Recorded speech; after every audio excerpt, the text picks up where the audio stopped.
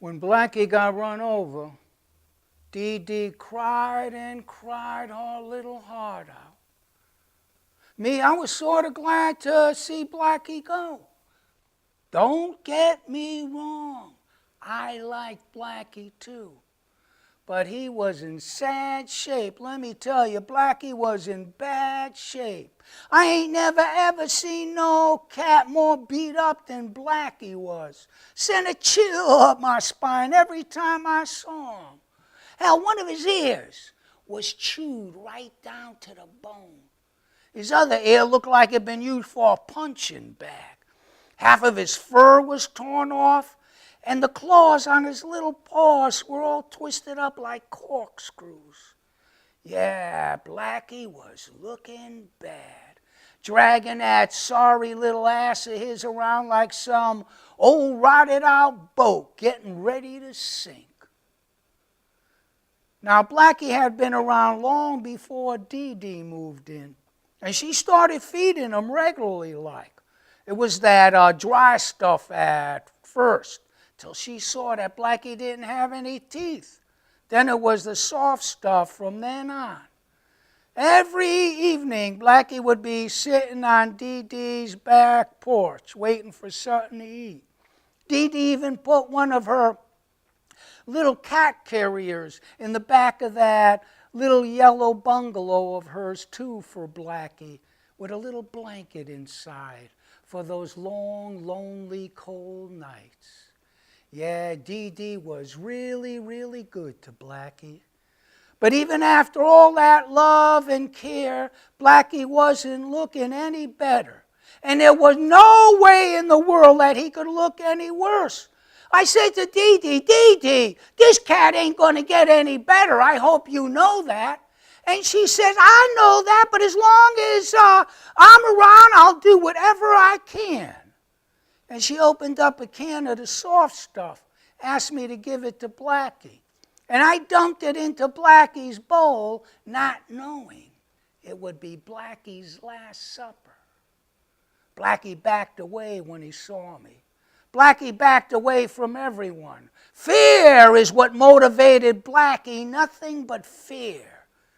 He didn't want to be around nobody, and nobody wanted to be around him. Hell, even Dee Dee's 3 cats avoided Blacky like he had the plague or something.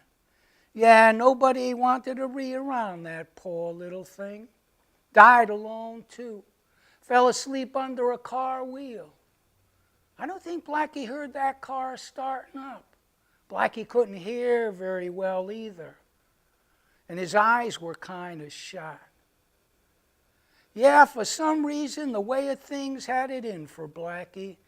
She beat that poor little thing down to a pulp. Day after day, month after month, year after year, till Blacky was one of the most sorry-ass cats walking this here face of the earth. And she must have looked down at Blacky and said, well, ain't nothing more I could do to this poor excuse for whatever it is. And she finally let Blacky off the hook. I bet you when that car ran over Blacky, it was like bliss. That sudden shock of pain followed by bliss. Total bliss. I wonder what Blacky could have done to have the way of things come down on him like that. Sometimes I look around, people dropping bombs on people, torturing them, and the way of things just lets them get away with it. I wonder why that is sometimes. Or is it that we're all assigned a part, and we play that part as best we can, and that's what makes this here world go round? But what if reincarnation has something to do with it? What do you think Blacky could have done to have the way of things come down on him like that? I mean, could Blacky have been somebody like Mussolini, Stalin, Hitler? God forbid, Hitler? And there I was feeling sorry for him. But then again, I feel a little sorry for Hitler too. I mean, if reincarnation turns out to be one of the great truths of life, I sure the hell wouldn't want to come back as no Hitler or no child molester or serial killer.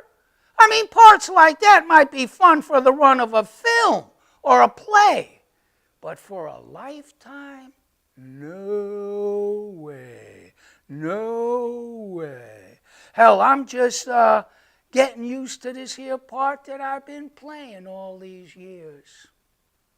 Well, anyways, God bless you, Blacky. And may your next journey be a much, much finer journey. God bless you, Blacky. God knows you deserve it. Thank you.